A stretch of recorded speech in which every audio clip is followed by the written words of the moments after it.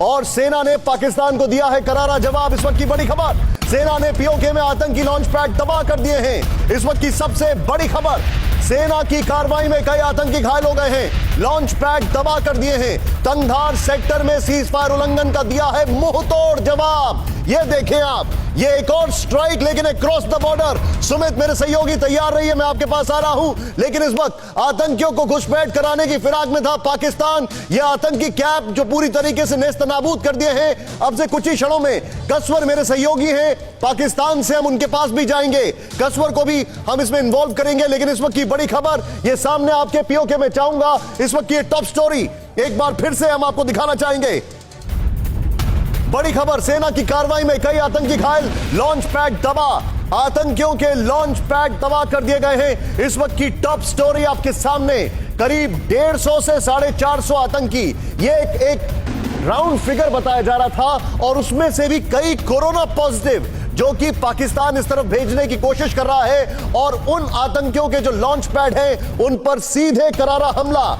कहां है शाह महमूद कुरैशी जो अपना भोंपू कल चला रहे थे, परसों चला रहे थे। ये देखिए, जवाब करारा दिया है भारत ने। फुल स्क्रीन पर इन शॉट्स को एक बार फिर से दिखाएं। इस वक्त की सबसे बड़ी खबर, ये भारत की एक और सर्जिकल स्ट्राइक अगर मैं कहूं तो शायद अतिशोक्ति नहीं होनी चाहिए। इस वक्त की सबसे बड़ी खबर आपके सामने, पाकिस्तान को एक और करारा जवाब दिया है। और ये देखिए किस तरीके से नेस्तनाबूद कर दिए हैं। मैं सीधे चलूंगा मेरे सहयोगी सुमित के पास। सुमित, ओवर टू यू, पूरी जानकारी दे, बहुत बड़ी खबर इस वक्त की। देखिए निशांत, मैं आपको बता दूं कि मैं 2 दिन पहले ही यानी परसों ही तंगधार सेक्टर में ही था, और खासतौर पे तंगधार सेक्टर के इसलिए क्योंकि वहां पर पाकिस्तान की तरफ से सीज फायर वायलेशन लगातार बढ़ रहा है। और पाकिस्तान की पूरी कोशिश है कि तंगधार और नॉर्दर्न पार्ट जिसको हम कहते हैं कश्मीर का, वहां से इन्फिल्ट्रेशन कराई जाए। और ये सब तब हो रहा है जब भारत और चीन के बीच में लगातार स्टैंड ऑफ की कोशिश चल रही है। पाकिस्तान की तरफ से सीज फायर वायलेशन ज्यादा किए जा रहे हैं ताकि वो आतंकियों को घुसपैठ कराने की कोशिश कर सके। और इससे जैसे ही तंगधार से आप नीचे आते हैं तो हम मुझे तस्वीरों को डिस्क्राइब करिए आप, मैं चाहूंगा सुमित इन तस्वीरों को डिस्क्राइब करें। जो हम तस्वीरें दिखा रहे हैं, ये लग रहा है कि कोई कैंप है, उसको तबाह कर दिया गया है। देखिए लगातार ये वो एरिया है जो पाकिस्तान के पीओके के अंदर, खासतौर पे पीओके के अंदर छोटे छोटे लॉन्च पैड्स बना रखे हैं। और मैं आपको ये भी बताऊं कि ये लॉन्च पैड्स वो जगह होती है जहां से इन आतंकियों को घुसपैठ कराने की कोशिश की जाती है। और हमने ये भी तस्वीरों में देखा इससे पहले कि पाकिस्तान की पोस्ट के आसपास ही ये लॉन्च पैड्स होते हैं जहां से इनको रखा जाता है। और रात के अंधेरे में या अर्ली मॉर्निंग, खासतौर पर जब बड़ी सीज फायर वायलेशन की जाती है, तब इनको घुसाने की कोशिश की जाती है। और ये लॉन्च पैड के बाद ही ये दूसरे एरिया जो होते हैं जिनको हम रिसेप्शन एरियाज कहते हैं, रिसेप्शन एरियाज में घुसते हैं और वहां से OGWs इनको साउथ कश्मीर के इलाकों में लेकर आते हैं। और इनका मकसद सिर्फ और सिर्फ यहां पे घुसपैठ कराना नहीं, बल्कि कश्मीर के अलग अलग इलाकों के अंदर आतंकी गतिविधियों को और तेजी से अंजाम दिया जाना होता है। मैं आपको रोकूंगा इन तस्वीरों के साथ, और ब्रेकिंग न्यूज जरा स्क्रीन पर दिखाएं। कसवर मेरे साथ है। कसवर, मैं सीधे कसवर को दिखाऊंगा अभी। कसवर, मेरे पास ये जो जानकारी आ रही है तुरंत इसके बारे में जानकारी दें, तुरंत बताएं इसके बारे में। और आदित्य राज कौल, सीनियर जर्नलिस्ट, उनके पास खबरों का खजाना होता है, मैं उनके पास भी आ रहा हूं। लेकिन कसवर तुरंत बताएं ये जो जानकारी आ रही है।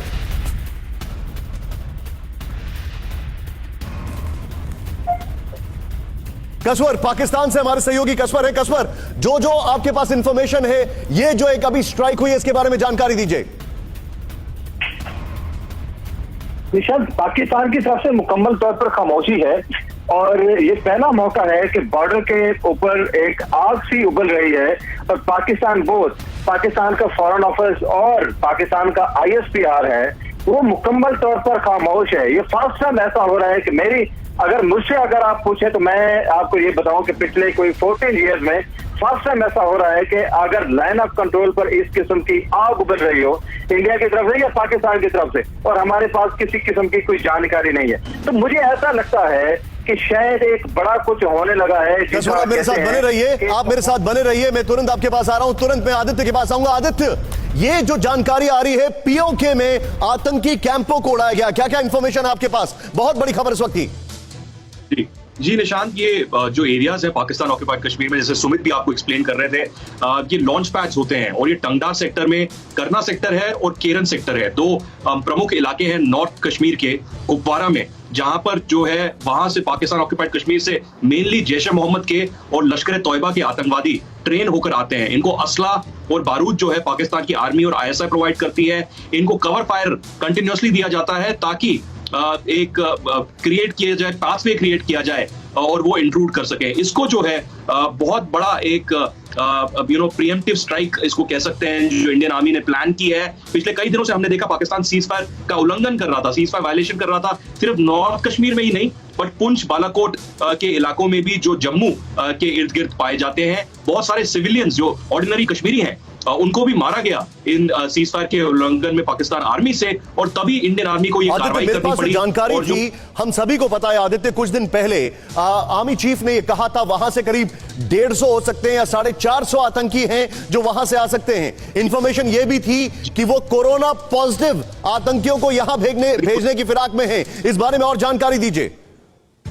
बिल्कुल, आप बिल्कुल सही कह रहे हैं निशांत। इनफैक्ट मैंने खुद आर्मी के आला अधिकारियों से बात की थी जिन्होंने मुझे 300 का फिगर बोला था। उन्होंने बोला था 300 ऐसे फाइटर्स हैं जो पाकिस्तान ऑक्यूपाइड कश्मीर में जो यूथ हैं उनको रेडिकलाइज किया गया है। सिर्फ पीओके में नहीं बल्कि खैबर पख्तूनवा से भी जो पश्तून फाइटर्स हैं उनको रेडिकलाइज किया गया है। वहां पर अफगानिस्तान के बॉर्डर पर, जो पाकिस्तान अफगानिस्तान का बॉर्डर है, वहां पर उनको ट्रेनिंग दी गई है AK-47 की और फिजिकल ट्रेनिंग पाकिस्तान ISI से, और उनको फाइनली यहां पर लाया जा रहा है। इनफैक्ट आपको याद होगा आदित्य, मैं आपसे एक सवाल पूछ रहा हूं यहां पर, उसके बाद मैं अपने मेहमानों के पास जाऊंगा, लेकिन अपने दर्शकों को बता दूं अगले 1 मिनट में मैं आपको दिखाने जा रहा हूं कि भारत ने यह किस चीज का जवाब दिया है।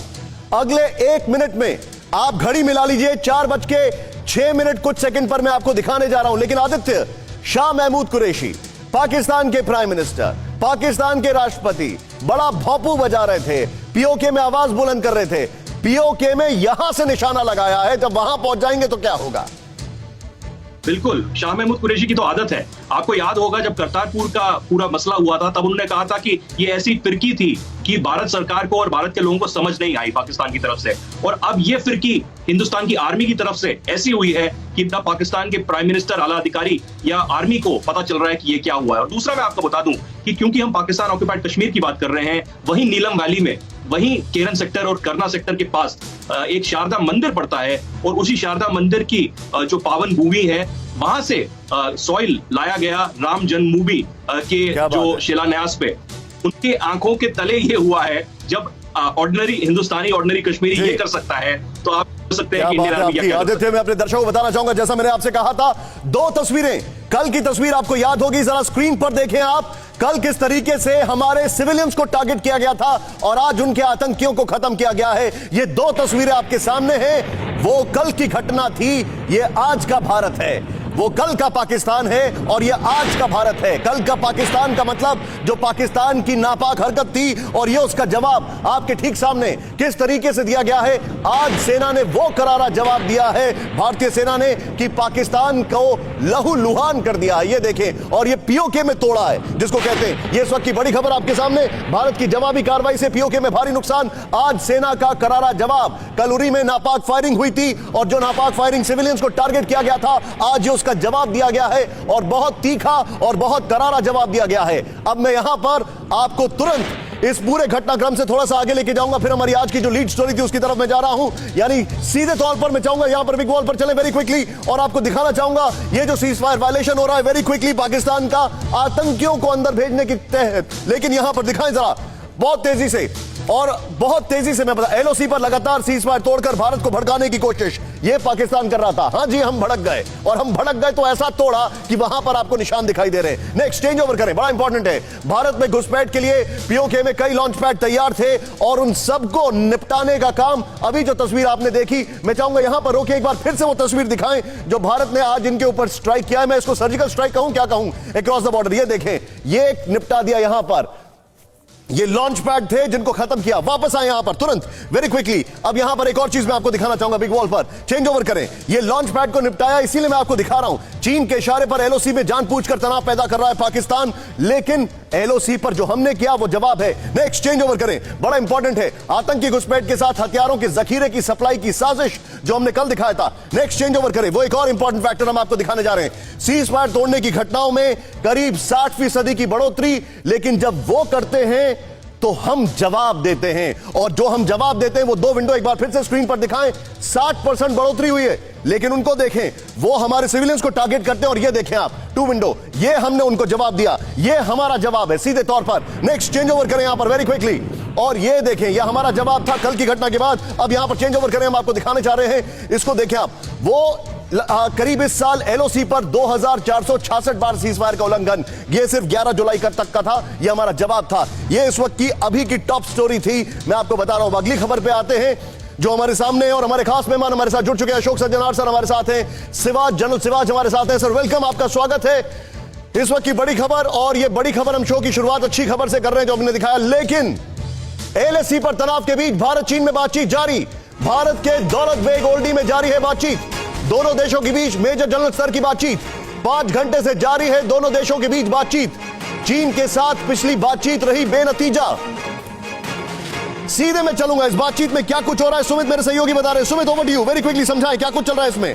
देखिए निशांत, आपको याद है कि इससे पहले कोर कमांडर लेवल की मीटिंग हुई थी और दोबारा से अब उसके बाद मेजर जनरल लेवल की टॉक्स हो रही हैं। दोनों तरफ से लोग मिले हैं और डीबीओ के बाद सबसे इंपॉर्टेंट बात यह है कि डेप्सांग को लेकर, क्योंकि डेप्सांग प्लेन जो है ये वो इलाका है जहां पर चीन ने अपने टैंक्स और आर्टिलरी की मोबिलाइजेशन पीछे की तरफ रखी हुई थी और भारत ने साफ तौर पर कहा था कि ये मोबिलाइजेशन इस इलाके में नहीं थी, आप इसको पीछे ले जाइए। ना सिर्फ पैंगोंगसो की फिंगर 4 के इलाकों से रिजिस से पीछे हटने की बात थी, बल्कि डेप्सांग से भी मोबिलाइजेशन को पीछे हटने की बात कही गई थी। और अभी जब मेजर जनरल रैंक के ऑफिसर्स की बातचीत हो रही है तो इन्हीं सब चीजों पे चर्चाएं की जा रही है। और खास बात यह भी निशांत कि इन चर्चाओं को अंदर ना सिर्फ डिसएंगेजमेंट बल्कि टोटल मोबिलाइजेशन जो चीन की तरफ से किया गया था उसको पीछे हटाने पर बातचीत की जा रही है। निशांत, आप जो बता रहे हैं क्या मैं इसको समझा जाऊं, ये आखिरी दौर की बातचीत है? नहीं निशांत, ये आखिरी दौर की बातचीत नहीं है, लेकिन हाँ ये जरूर है कि जमीनी तौर पर क्या डिसएंगेजमेंट होगा इसको लेकर लगातार चर्चाएं चल रही हैं। और ये इसलिए भी जरूरी है क्योंकि चीन डेप्सांग और पैंगोंगसो फिंगर 4 की रिजिस से पीछे हटने का नाम नहीं ले रहा और ये काफी लंबे अंतराल के बाद जो बता रहे हैं तो ये इंपॉर्टेंट है। आप जो बता रहे हैं मैं सीधे यहां पर की ग्राफिक्स के जरिए दिखाऊंगा और उसके बाद जनरल सिवाज के पास में आ रहा हूं। आइए सीधे यहां पर चलते हैं, की ग्राफिक्स से मैं आपको दिखाता हूं अभी मामला कहां पर अटका हुआ है, सीधे यहां पर। और उसके बाद मैं सीधे जनरल सिवाज के पास जाऊंगा। देखें, आप समझे अभी मामला कहां पर अटका हुआ है। आज फिर से एक बातचीत हो रही है, जरा दिखाएं यहां पर। ये देखें आप, अब ये जो इलाका आपके सामने दिखाई दे रहा है, यहां तक ये जो इलाका है यहां पर चीन बैठा हुआ है और पैंगोंग इलाके में चीनी सेना अभी भी मौजूद है। दूसरे चरण के डिसएंगेजमेंट का पूरा पालन नहीं किया गया है। चीन के करीब 40,000 सैनिक अब भी तैनात हैं। ये देखें यहां पर एयर डिफेंस सिस्टम से लैस चीनी सेना का चीन के सैतुला बेस पर लंबी युद्ध की तैयारी है। एयर डिफेंस सिस्टम और सैतुला बेस पर लंबी तैयारी है और उनके पास एयर डिफेंस सिस्टम की अगर बात करें तो S-400 है। यहां पर भारत कहता है चीन से कि आप इसके पीछे चले जाएं। अब यहां पर एक चीज समझे आप, भारत जो है वो यहां पर है, इस जगह पोजीशन, लेकिन अब इसमें पॉलिटिक्स ये चल रही है कि लोग बोल रहे हैं कि वो यहां तक आपके पास आके बैठ गया है। सच्चाई ये है कि यहां से लेकर यहां तक का इलाका जो है ये वो ग्रे एरिया है जिसको ग्रे एरिया कहते हैं, जहां पर दोनों पेट्रोलिंग करते थे। एम आई राइट सुमित? यहां पर दोनों लोग पेट्रोलिंग करते थे, लेकिन चीन ने इस मौके को भांपा, टाड़ा और यहां तक आकर बैठ गया। लेकिन अब क्या होगा आगे, मैं सीधे चलूंगा यहां पर। पैंगोंगसो लेक की बात हो रही है, जनरल सिवाज मेरे साथ है। अगर ये हो पाए तो ये की ग्राफिक्स दिखाएं या ब्रेकिंग दिखाएं। मैं सीधे जनरल सिवाज के पास आऊंगा। सर मैं आपसे जानना चाहूंगा क्या होगा इस बैठक में, कोई बैठक का फायदा है कि नहीं है? देखो, इसमें कोई शक नहीं निशान, बैठक का फायदा तो हरदम होता है, बैठक तो करनी चाहिए, मगर ये आपको समझना पड़ेगा 3 जगह जहां पर अभी भी प्रॉब्लम है, जहां पर हमारा डिफरेंट परसेप्शन है। एक तो है आपने जो सही बोला, पैंगोंगसो में फिंगर 4 से लेकर 8 तक जो जमावड़ा चीनियों ने बढ़ा लिया है, हमने बोला फिंगर 8 के पीछे जाएं। और दूसरा है कहीं ना कहीं एक गोगरा पोस्ट के ऊपर उन्होंने क्या किया है कि एक जो कुगराग नदी है उसकी रेज लाइन पे आ गए हैं जिससे वो डोमिनेट कर सकते हैं। वहां सबसे मेन चीज है डेप्सांग की, मगर मुझे समझ नहीं आ रहा डेप्सांग के बारे में बार बार क्यों नहीं बताया जा रहा टीवी चैनल से। सारा दामोदार चीन का डेप्सांग में है। चीन जो है 7 से 8 किलोमीटर अंदर आया है, जो कि आप बोल रहे हो ग्रे एरिया, उसको मान लो ग्रे या कुछ भी, हमारे लाइन ऑफ एक्चुअल कंट्रोल के परसेप्शन से वो अंदर आया है। और जब भी तो हम कहते हैं अफरट 20 की स्थिति मेंटेन करो। मैं इसका रीजन बताता हूं क्यों आया है और इसका वजह बहुत बड़ी है। आपको पता होना चाहिए कि ये जो सब सेक्टर नॉर्थ है जिसके अंदर डीबीओ एक एयरफील्ड है, वो 8 किलोमीटर साउथ है काराकोरम पास से। और ये इससे अगर आप, हमने भी अपने T-90 वहां पर डाल दिए हैं, हमारी भी एक बहुत बड़ी नफरी है। वहां से आप चाइना पाकिस्तान इकोनॉमिक और कॉरिडोर डोमिनेट कर सकते हो, काराकोरम पास को डोमिनेट कर सकते हो। आप सिंगजांग से जो जा रही है उनकी रोड वो लासा तक उसको डोमिनेट कर सकते हो। और दाहिनी तरफ ईस्ट की तरफ अक्साइचन में इसको बोलते हैं गेटवे टू अक्साइचन। इसका मतलब क्या मतलब ये हुआ, आपका जो सब सेक्टर नॉर्थ है जो डीबीओ है उसको आप वेस्ट में आप गिलगित पाकिस्तान की तरफ जा सकते हो। सर आप मुझे एक बात बताइए सर, ये देखिए सर, मुझे मैं आपसे एक मोटा सवाल पूछ रहा हूं, बड़ा संक्षेप में मुझे बताइएगा। अभी जो पोजीशंस हैं, जो हमने पिछली बैठक से लेकर अभी तक जो चीन के ऊपर अंतर्राष्ट्रीय दबाव पड़ा है, जो चीन को हमने हर तरह के से पुश किया है, और अभी अभी आज हमने जो पाकिस्तान को जवाब दिया है, क्या इससे चीन पर दबाव बनेगा? देखो बिल्कुल बढ़ेगा दबाव, पर मैं ये कहने की कोशिश कर रहा हूं अभी तक दबाव का फायदा नहीं हुआ है। चीन अभी तक पीछे नहीं गया है, क्योंकि चीन दो चीजें कर रहा है। एक तो उसको स्ट्रेटेजिक डेप्थ दे रहा है चीन को 7 से 8 किलोमीटर अंदर आने पे, और दूसरा कहीं ना कहीं उसको डर लगता है कि ये दरपुक शो दौलत बेग ओल्डी रोड से ओके सर। तो एक बात निशान समझो कि इसका स्ट्रेटेजिक